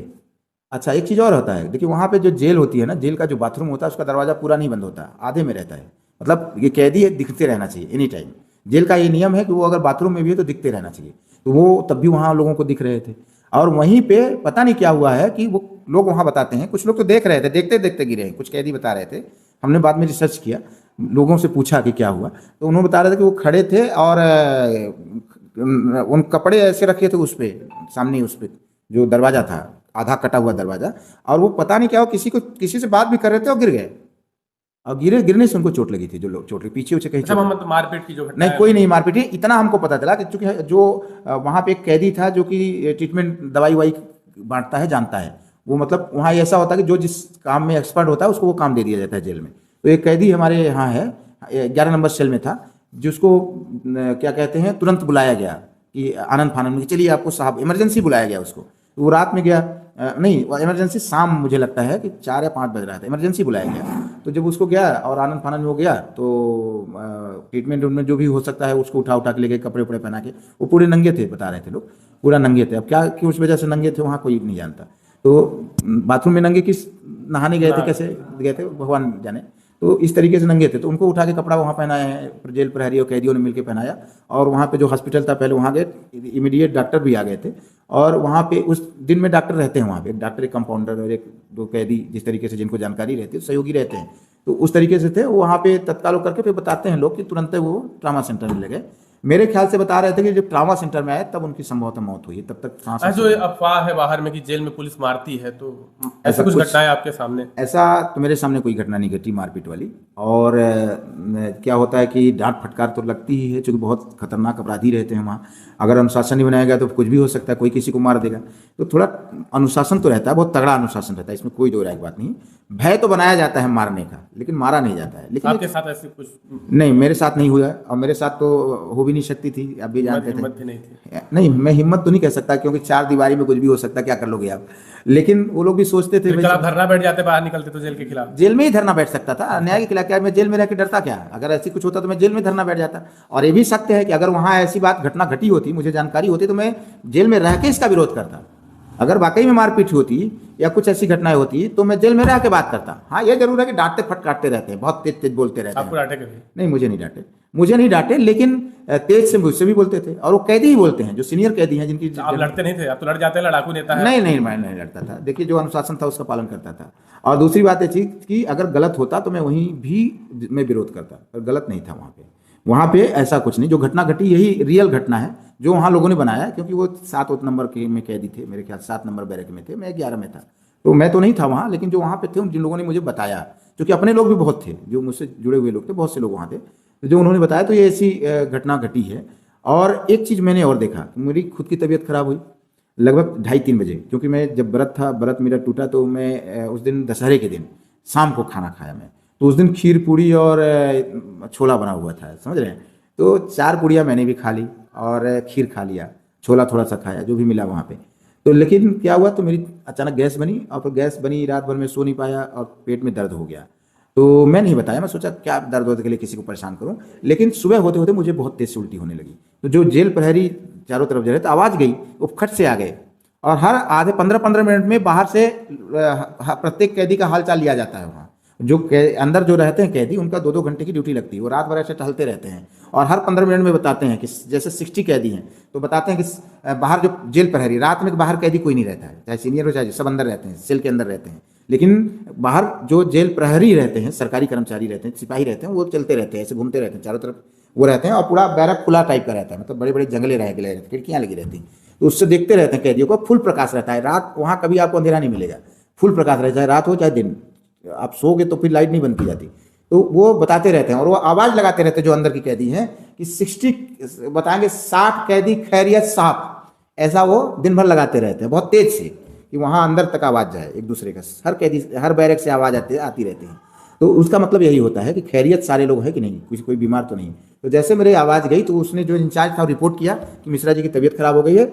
विदिन 15 मिनट मेरे लिए इलाज आ गया, मतलब गोली आ गई, उसका आ गया, पेट दर्द का और उल्टी की, ये सब आ गई, समझ रहे हैं ना। और आशीष दुबे जो पत्रकार थे, तो 5 नंबर बैरक में जब शुरू में जाते हैं, उसमें आमद होती है, जो नए कैदी आते हैं 5 नंबर में कुछ दिनों तक रखा जाता है। तो 5 नंबर बैरक में हम और वो साथ में थे, क्योंकि मैं 2-3 दिन से था, वो उस दिन गए थे। दूसरे दिन उनकी तबीयत खराब हुई, काफ़ी तबीयत खराब हुई आशीष की, और उसमें वो क्या है कि बेहोश हो गए, ठीक है ना। आशीष दुबे जो पत्रकार गए थे, तो उनकी तबीयत खराब हो गई। तो मतलब 15 या 20 मिनट में पूरी इलाज आ गया, जेलर भी आ गए, मतलब उनको हॉस्पिटल में जाया गया, डॉक्टर आ गए, जेलर आ गए, उनका इलाज चालू हो गया, और थोड़ी देर में कई इंजेक्शन वगैरह लगा। बताया गया बाद में कि एसिडिटी काफ़ी हो गई थी, क्योंकि वो भी व्रत थे, एसिडिटी हो गई थी उनको, और ऐसा कुछ वीकनेस थी। तो इलाज सही हो गया, और सवेरे बॉटल भी लगा। बॉटल जब लगा था, मैं खुद गया था वहाँ पर, तो स्वस्थ हो गए वो। अच्छा हाँ, ये जरूर है कि देखिए, जब लॉकअप बंद हो जाता है तो 3-4 लाख गेट खोलने में ही बहुत समय लग जाता है। इसकी वजह से थोड़ा बाकी बहुत चेतनता रहती है। और जो ये जेलर हैं, जो ये अभी वर्तमान में जेलर हैं, तो ये इनका अनुशासन बहुत तगड़ा है, ये बात तो सत्य है, और काफ़ी अच्छी व्यवस्था इन्होंने बना के रखी है। भोजन पानी भी ठीक ठाक रहता है। ये जरूर है कि इतने 600 लोगों का जहाँ भोजन बनना है, तो घर जैसे तो नहीं रहेगा, लेकिन रहता पर्याप्त है। मैं खुद पूरा खाना नहीं खा पाया कभी, इतने दिनों रहा जब से खाना खाया, हालांकि ज़्यादा दिन में खाया नहीं, लेकिन जितने दिन में खाया तो पूरा भोजन नहीं खा पाया। नाश्ता तो मैं नहीं करता था, 10:30, चूँकि सवेरे 7-8 बजे नाश्ता मिल जाता, 7:30 बजे के आसपास नाश्ता मिल जाता था, और 10:30 बजे भोजन मिलता था। भोजन इतना पर्याप्त रहता था कि या तो मैं चावल खाता था या तो रोटी खाता। ठेकेदारी करना बुरी बात थोड़ी है। विधायक जी बोल रहे थे मेरा बच्चा है ठेकेदारी कर रहा है, तो कैसा थोड़ी है कि विधायक का बच्चा ठेकेदारी नहीं कर सकता। जो कंपनी जनता को प्रभावित कर रही है, जिस कंपनी से वहां के विस्थापन हो रहा है, उस कंपनी में अगर आपका बेटा जाके ठेकेदारी कर रहा है, ये तो उन्होंने स्वीकार किया ना कि ठेकेदारी कर रहा है हमारा बेटा, चलिए कम से कम इतना तो स्वीकार कर लिया। तो अब तो मैं कह सकता हूं ना कि बेटा ठेकेदारी अगर कर रहा है, तो उस कंपनी से विधायक निष्पक्षता से जनता के पक्ष में कैसे लड़ पाएगा? ये सामान्य लॉजिक की बात है कि नहीं है, बताइए। यानी आपने जिस लिए आपको जनता ने चुना, उसके सीधे आप विरोध में जा रहे हो। जनता का काम नहीं करके आप कंपनी का काम कर रहे हो, तो मैंने क्या गलत कहा? अगर आपका लड़का कंपनी अडानी के अंडर ठेकेदारी कर रहा है, तो आप अडानी के पक्ष में बोलोगे ही बोलोगे, बोल ही रहे हो, तब तो मैं सही हो गया, समझ रहे हैं। और जो देखिए, अगर कुछ ऐसी उपमाएं, अगर मैंने जो शब्द बोला वो एक उपमा थी, समझ रहे हैं ना, और उसका सेंस कुछ और होता है। उपमा के रूप में कई चीजें बोली जाती, तो हमने वो एक उपमा भी दिया था। अगर बोला है तो उपमा थी, ऐसा थोड़ी नहीं मैंने उनको बोल दिया कि ऐसा उन्होंने करता, ऐसा वो कर ही रहे हैं। देवसर विधायक के लिए पिछवाड़ा जैसे शब्द का इस्तेमाल किया, आपके ऊपर SC/ST एक्ट लगा, आप अंदर गए, ऐसी भाषा क्यों बोलते हैं आप? इस तरह की भाषा क्यों बोलते हैं? देखिए, ऐसी भाषा तो मैं बोलता नहीं हूँ, लेकिन अगर मैं बोल गया हूँगा वो तो पूरा वीडियो देखने पर पता चलेगा। लेकिन मेरे ख्याल से जो इंटरव्यू हो, आपको भी याद होगा, वो इंटरव्यू उस समय का था जब एक राजा सराय में एक बच्चे की मौत हुई थी, याद होगा आप। और डेड बॉडी पड़ी थी, उनका परिवार बिलख रहा था और लगातार वो लोग विधायक को बुलाना चाह रहे थे, बार बार फोन कर रहे थे कि विधायक आ जाए, इतनी ही डिमांड उनकी थी। लेकिन विधायक वहाँ नहीं आए और उन्होंने झूठ बोला कि मैं आउट ऑफ सिंगरौली हूँ या बाहर हूँ, बहुत दूर हूँ, नहीं आ सकता। लेकिन सेम डे, उसी दिन वो लिट्टी चोखा का प्रोग्राम पार्टी मनाते हुए मिले और उन्होंने बड़े गर्व से इसको फेसबुक में डाला, अपने वीडियो डाला, पोस्टर के अपनों के साथ लिट्टी चोखा का प्रोग्राम करते हुए। और वहाँ म्यूजिक भी बज रहा था, ऐसा लोगों ने बताया। हालांकि उसका वीडियो तो मुझे नहीं मिला, लेकिन लोगों ने बताया कि म्यूजिक भी बज रहा था। अब आप सोचिए, एक विधायक, यहाँ पे इज्जत का भी सवाल आता है कि आप इज्जत क्यों नहीं करते।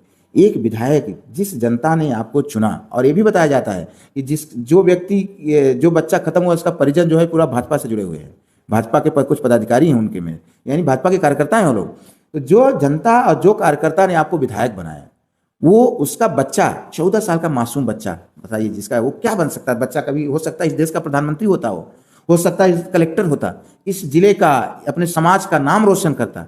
लेकिन उसकी अकाल मृत्यु हो गई। किस की वजह से हुई? इन विधायक की लापरवाही की वजह से, सांसद की लापरवाही की वजह से, उस जनप्रतिनिधि की लापरवाही की वजह से।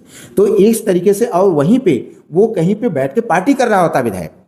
ये पीड़ा मेरे अंदर थी, और उस पीड़ा में, और वहीं पे उस पीड़ा में जो है मेरे, हो सकता है ऐसी भावनात्मक, एक भावुकता में कई बार आदमी गलत बात बोल जाता है, या भावुकता बस कुछ ऐसी बात बोल जाता है जो नहीं बोलना चाहिए। हो सकता है उस भावना में बह के मैं बोल गया हूं, लेकिन शब्द हो सकते हैं मेरे गलत रहे हों, लेकिन वो पीड़ा मेरे सिंगरौली की थी। जो उस पीड़ा से मैं गुजरा था, वो दर्द जो था ना, उस दुर्घटना की थी। अब आप सोचिए। लेकिन एक बात मैं और पूछना चाहता हूं विराट जी आपसे, और इस आपके माध्यम से भारतीय जनता पार्टी की पूरी सरकार से, भारतीय जनता पार्टी को नेताओं से, और स्वयं विधायक से मैं पूछना चाहता हूं जिन्होंने मेरे ऊपर SC/ST एक्ट लगवाया, और उस पुलिस से मैं पूछना चाहता हूं, उस प्रशासन से मैं पूछना चाहता हूं कि क्या जो भी भाषा मैंने विधायक के लिए इस्तेमाल किया है, जो शब्द मैंने विधायक के लिए बोला, तो क्या उस दुर्घटना से, या जो विधायक ने उस दिन जो अपना व्यवहार दिखाया, जो कृत्य दिखाया, उससे बड़ी थी क्या जब डेथ बॉडी पड़ी थी, एक मासूम लड़के की लॉस पड़ी थी, उस समय विधायक जाकर के पार्टी मना रहा है, क्या इससे ज्यादा घटिया मेरी भाषा थी? जो ये घटिया कृत्य विधायक का था, उससे ज्यादा घटिया भाषा मेरी थी। ये सिंगरौली की जनता तय करेगी। ठीक है, हमें जेल भेज दिया गया, पुलिस के हाथ में पावर था, विधायक के हाथ में पावर था, उसने मुझे जेल भेज दिया। लेकिन इस सवाल का जवाब मैं आज सिंगरौली की जनता के जहन में डालना चाहता हूं। उनसे मुझे न्याय चाहिए, इस विधायक से नहीं चाहिए, इस पुलिस से नहीं चाहिए, मुझे सिंगरौली की जनता से मैं पूछना चाहता हूं, जो मेरे शब्दों पर, मेरी आवाज पर, मेरी भाषा पर जो सवाल उठा रहे हैं, वहां पे वकील साहब लोग कुछ उठा रहे थे, उनसे मैं पूछना चाहता हूं कि क्या जो विधायक ने उस दिन किया, उस कृत्य को किया कि एक मासूम की लाश पड़ी रही और वो पार्टी मनाते रहे, लिट्टी चोखा की पार्टी मनाते रहे, या किसी चीज की पूरी खिचड़ी की पार्टी मनाते रहे वहीं चंद किलोमीटर दूर पर, ये ज्यादा गंदा कृत्य था कि मेरी भाषा ज्यादा गंदी थी? ये मैं सिंगरौली की जनता पे छोड़ता हूं। दूसरी बात, जिस दिन सखौहा के एक रामदास जी, एक गरीब परिवार के रामदास जी साहू जो थे, उनकी मृत्यु हो जाती है, और उनके लड़के को यही बैरहन टीआई जेल में डाल दिया था। ये ज्यादा कृत्य थी, बैरहन टीआई का कृत्य ज्यादा गंदा था कि मेरी भाषा ज्यादा गंदी थी। ये मैं सिंगरौली की जनता पे छोड़ना चाहता हूँ। 1900 मतलब लगभग 2000 लोगों की यहाँ अकाल मृत्यु हो गई, सिर्फ अडानी के कोयला वाहन की वजह से, और इनके ये जो विधायक हैं, इनके लापरवाही की वजह से। इन्होंने जो आज तक कभी एक अलग दुर्घटना, अलग कोल ट्रांसपोर्टिंग के अलग रोड की मांग तक नहीं की कभी, इसकी वजह से 2000 लोगों की मृत्यु हो गई। वो 2000 लोगों की मृत्यु होना और 2000 लोगों का परिवार उजड़ जाना, कई माताओं का विधवा हो जाना, कई बहनों का विधवा हो जाना, कई माताओं की गोद सुनी हो जानी, कई जो बच्चे थे उनके ऊपर से बाप और माँ का साया उठ जाना, ये ज्यादा गंदा था कि मेरी भाषा ज्यादा गंदी थी। ये मैं सिंगरौली की जनता पे तय करता हूँ, वो मुझे न्याय देगी। मुझे लगता है कि ये जो चीजें मैंने बताई, उससे गंदी तो मेरी भाषा नहीं थी विधायक के लिए। अगर अब आप सोचो कि एक मैंने सिर्फ इतना कह दिया पिछवाड़ा की बात, जो भाषा है, तो वो पिछवाड़ा आपने कैसे तय कर लिया कि मैंने कौन सा पिछवाड़ा का बोला? पिछवाड़ा तो ये आपके सर से लेकर पैर तक होता है ना, कैसे आपने लॉजिक लगा लिया कि आपको बुरा लग गया? तो क्या आप बाल चाटने के लिए बोले थे? मान लीजिए अगर मैं ये कह सकता हूं जो वो समझ रहे हैं मैंने वो नहीं कहा, या मैं वो कहा, मैं ये कह रहा हूं कि मैंने वो चीज नहीं कही जो वो समझ रहे हैं, जिसके आधार पर मुझे ST/SC लगा, या जिससे आधार पर वो कह रहे हैं कि मुझे अपमानित कर रहा है, मैं कह रहा हूं उस शब्द का उपयोग मैंने नहीं किया। उसके लिए मेरा सेंस नहीं था, मेरा इंटेंशन वहां के लिए नहीं था, मेरा पिछवाड़ा से मतलब कुछ और था। कैसे साबित करोगे आप? तो फिर पुलिस ने हमारे ऊपर केस कैसे लगा दिया? पुलिस को भी तो ये सोचना चाहिए, पिछवाड़ा का तो कुछ भी हो सकता है। फिर मैं ये पूछना चाहता हूं कि पिछवाड़ा जो भाषा हमने इस्तेमाल किया, तो क्या 2000 लोगों के मौतों से ज्यादा खतरनाक थी? क्या उस मासूम के मौत से, और सेम जगह पे जब वो मासूम की लाश पड़ी थी, 14 साल के बच्चे मासूम की लाश पड़ी थी, और उसके माँ बाप बिलक बिलक के रो करके उनकी जान जा रही थी, और विधायक जी लिट्टी चोखा खा रहे थे, उससे ज्यादा खतरनाक मेरी भाषा थी या गंदी थी? विधायक के कृत्य ज्यादा उस समय का गंदा था या मेरी भाषा ज्यादा गंदी थी? ये आपको मैं आपके ऊपर छोड़ता हूं, सिंगरौली की जनता के ऊपर छोड़ता हूं। जिस दिन आपकी जमानत होती है उस दिन सोशल मीडिया पर विधायक जी का एक वीडियो आता है। विधायक जी मीडिया को संबोधित करते हुए बोल रहे हैं कि मेरे सहमति से भास्कर मिश्रा जी को जमानत मिली है। उनके समर्थक जो है सोशल मीडिया पर खूब ट्रेंड भी चलाते हैं कि भास्कर मिश्रा को जमानत विधायक जी की सहमति के बाद मिली है। क्या कुछ कहेंगे? अगर विधायक जी को सहमति देना था, मैंने भी देखा है कि वो बोल रहे थे छोटा अनुज है हमारे, भास्कर मिश्रा छोटे भाई हैं, तो अगर विधायक जी को सहमति देना था तो विधायक जी भाग क्यों रहे थे इतने दिनों तक? मोबाइल क्यों स्विच ऑफ रखा है? पुलिस तो उन्हीं की सरकार की पुलिस क्या कह रही है कि विधायक जी फरार हैं। आप बताइए, कोई विधायक, तो पहली बार मैंने सुना कि विधायक फरार होने लगा। इसका मतलब है कि देखिए, एक आपने गाना सुना होगा कि जग से चाहे भाग ले साईं, मन से कोई भाग न पाए, है ना? उनकी अंतरात्मा ने कहा कि वो गलत है, इसलिए वो भाग रहे थे, और वो तामील नहीं हो रहे थे, नोटिस नहीं ले रहे थे। यद्यप पुलिस ने हमको अगर व्हाट्सएप पे नोटिस तामील करा सकती तो उनको भी करा सकती थी, जज साहब को मानना चाहिए था। लेकिन अगर पुलिस सशरीर कराना चाह रही थी तो भी हमको पता चला कभी विधायक मोबाइल स्विच ऑफ है, तो कहीं देवसर है, तो कहीं यहाँ भाग रहे हैं। अरे विधायक को अगर छोटा भाई मानते थे, मुझसे भूल हो ही गई थी, अगर मान लीजिए अगर वो कह रहे थे कि हम भास्कर हमारे छोटे भाई हैं, तो अगर उनको मुझसे भूल हो गई थी तो छोटे भाई, उनका क्या कर्तव्य बनता था बड़े भाई के नाते? ST/SC में डाल के जेल में डलवा देना, ये कर्तव्य बनता था। कि अगर होता तो मुझसे फ़ोन करते कि भाई ये आपने ऐसा शब्द बोला, मुझे अच्छा नहीं लगा, मैं अपना शब्द वापस ले लेता, या सार्वजनिक रूप से आकर के मैं, अगर वो इस तरीके से बोलते तो मैं सार्वजनिक रूप से आकर के उनसे मैं अपना खेद प्रकट कर देता, माफ़ी मांग लेता। लेकिन अगर उनको वाकई में मुझे जेल नहीं डलवाना होता तो वो क्यों ST/SC लगवाते? वो भी फर्जी, उसका दुरुपयोग क्यों करते? एक बात। दूसरी बात, फिर वो नोटिस तामीली को लेकर के भागते क्यों, फरार क्यों होते? मैं तो फरार कहूंगा, पुलिस कह रही फरार थे विधायक जी, तो इसका मतलब फरार तो अपराधी होते हैं। और मैं तो फरार, आपको जैसे मैंने बताया कि मैं पता था मुझे ST/SC एक्ट मेरे ऊपर कायम है, फिर भी मैं थाने गया क्योंकि मुझे पता था कि मैं सही हूं। लेकिन विधायक जी गलत थे, इसलिए फरार हुए। अब फिर 15 दिन के बाद उनको याद आया कि चलो अब जेल में नहीं रहने देना है था। वो तो कानून कहता है, सुप्रीम कोर्ट का आदेश है कि बेल जो है अधिकार है, राइट है। उस दिन जज साहब ने भी बोला कि बेल तो आपका अधिकार है और जेल अपवाद है। लेकिन जो अपवाद था, जो अधिकार था उसको उन्होंने नहीं दिया, और जो अपवाद था वो दे दिया।